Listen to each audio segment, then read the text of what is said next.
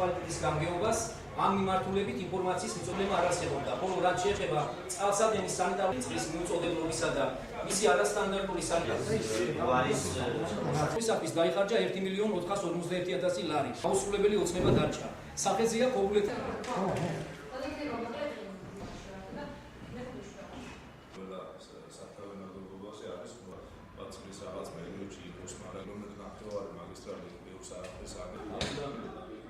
წყალი არ მიეწოდება სოფლებს 3-4 დღის განმავლობაში, არის სანიტარულ-ჰიგიენური მდგომარეობის მიხედვით არის ძალიან მძიმე სიტუაცია, აღმოაჩინეს ვირთხები და ბაყაყები ამ მილებში.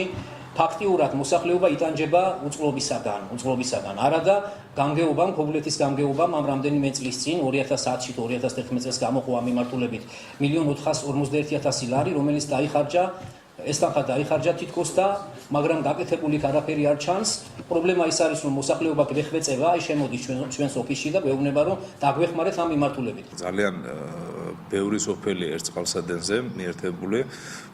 თავისთავად პროექტშიც ასე იყო, რომ ამ სოფლები უნდა მოემარაგებიან წყალსადენს, მაგრამ დღევანდელი სიტუაციიდან გამომდინარე დაგვანახა ის, რომ გვალვების პერიოდში ფაქტიურად წყალი სოფელს არ მიეწოდება. ჩვენ არ ვამბობთ იმას, რომ ორ დღეში ერთხელ სოფელს წყალი მიეწოდოს. ორ დღეში ერთხელ მიწოდებული წყალი ფაქტიურად უწყლობას ნიშნავს. დაახლოებით 6 თვიანი პროცედურაა, იმიტომ რომ თუ წყლის დებეტის ნორმალურად არ იქნა შესწავლილი, შეიძლება გამოგვიდეს ისე, რომ თქვა ზამთარში გქონდეს წყალი და ზაფხულში არ გქონდეს. ეს ფაქტიურად შეღავა ჩვენ არაფერს არ მოგწევს, იმიტომ რომ ზამთრის პერიოდში ზენითის წყალსადენზეც არის წყალი.